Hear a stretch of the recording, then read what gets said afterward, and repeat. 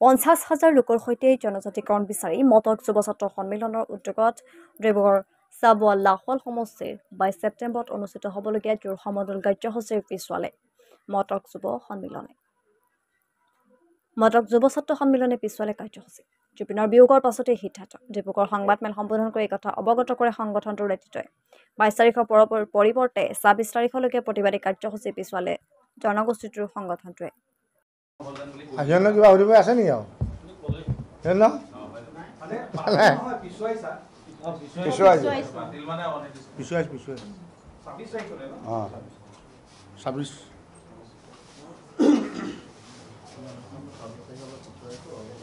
মানুহ হ'ব দেই।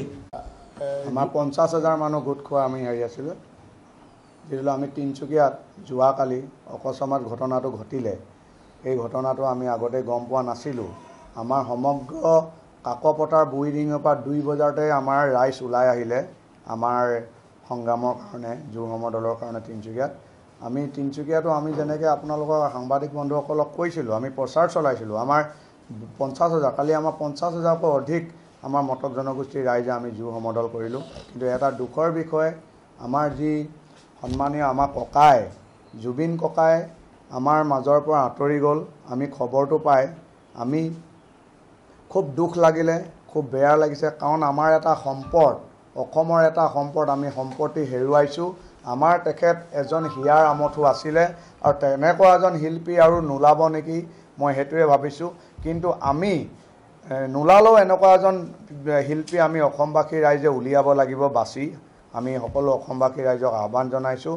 আৰু আটাইতকৈ দুখৰ বিষয়, মই আমাৰ ডিব্ৰুগড় তিনিচুকীয়াৰ মটক জনগোষ্ঠী আৰু অন্যান্য জাতি জনগোষ্ঠীৰ লোক লগতে অসমবাসী ৰাইজক মই জনাবলৈ বিচাৰিছিলোঁ, আমাৰ যি 22 ছেপ্টেম্বৰ দিনা জোৰ সমদল কাৰ্যসূচী আমি ডিকম ইকুৱাৰতলীৰ গাঁৱৰ পৰা আৰম্ভ কৰি লাহোৱাললৈকে যিটো আমাৰ জোৰ সমদল লৈছিলোঁ বিয়লি 4 বজাত, কিন্তু সেইটো আমি বাতিল কৰিবলগীয়া হৈছে।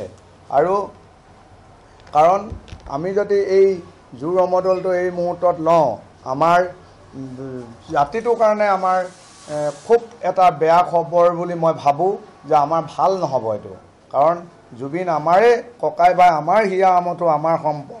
মই সেইটো কাৰণে সমগ্ৰ অসমবাসী ৰাইজক, সমগ্ৰ ডিব্ৰুগড়বাসী ৰাইজক, সমগ্ৰ তিনিচুকীয়াবাসী ৰাইজক মই ক'বলৈ বিচাৰিছোঁ যে আমি যিটো 22 ছেপ্টেম্বৰ সোমবাৰে যিটো জোৰ সমদল লৈছিলোঁ ইকুৱাৰতলী খনিকৰ গাঁৱৰ পৰা লাহোৱাললৈকে, সেইটো আমি আমাৰ 26 ছেপ্টেম্বৰ বিয়লি সন্ধি 6 বজাত, মানে সকলো ৰাইজক 4 বজাত আমাৰ ইকুৱাৰতলী খনিকৰ গাঁও খেলপথাৰত উপস্থিত থাকিবলৈ বিনম্ৰে অনুৰোধ কৰিছোঁ। আৰু তাৰ পৰা আমাৰ অনুষ্ঠানটো আৰম্ভ হ'ব লাহোৱাললৈকে। আৰু সকলোকে দলে বলে যাতে আমাক তেখেতলোকে প্ৰগ্ৰেমটো বাতিল কৰা হৈ সকলোৱে বস্তুটো বুজি পাইছে, আমাক যাতে দুখ দাই নধৰে মই ক্ষমা বিচাৰিছোঁ। আমাৰ ডিব্ৰুগড় জিলাৰ, তিনিচুকীয়া জিলাৰ লগতে অসমবাসী ৰাইজক মটক যুৱ ছাত্ৰ সন্মিলনৰ পৰা মই ক্ষমা বিচাৰিছোঁ এই অনুষ্ঠানটো বাতিল কৰাৰ কাৰণে।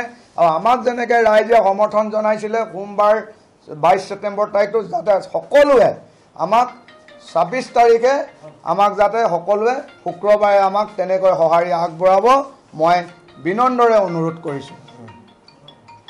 নমস্কাৰ সাংবাদিক বন্ধুসকল, আপোনালোকৰ নিউজ চেনেল জৰিয়তে আমি পোনপ্ৰথমে আমি অসমৰ হিয়া আমঠু, আমাৰ অসমৰ প্ৰতিজন লোকৰে অতি প্ৰিয় আমাৰ জুবিন গাৰ্গ ডাঙৰীয়া যোৱাকালি আমাৰ মাজৰ পৰা আঁতৰি গৈছে। পোনপ্ৰথমে তেখেতৰ আমি আত্মা সদগতি কামনা কৰিছোঁ আৰু সুপ্ৰত পৰিয়ালবোৰলৈ আমি সমবেদনা জ্ঞাপন কৰিছোঁ।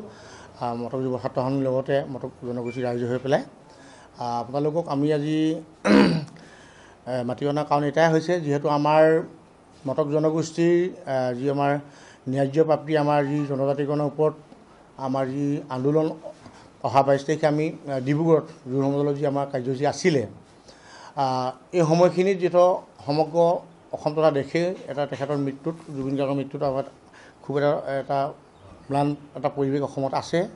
আমিও ঠিক তেনেকৈ অসমৰ এটা জনগোষ্ঠী হিচাপে, অসমৰ অভিজাত অংগ হিচাপে মটক জনগোষ্ঠীৰ ৰাইজেও আমি অসমীয়া হিচাপে আমাৰ হিয়া আমঠুজন হেৰাই যোৱাৰ কাৰণে আমাৰ 22 তাৰিখৰ জোৰ প্ৰতিবাদটো আমি বাতিল কৰি পেলাই আমি অহা আমাৰ 26 ছেপ্টেম্বৰ আমি শুকুৰবাৰে আমাৰ অনুষ্ঠানটো আমি সেই ডেটলৈ আমি নিৰ্ধাৰিত কৰিছোঁ।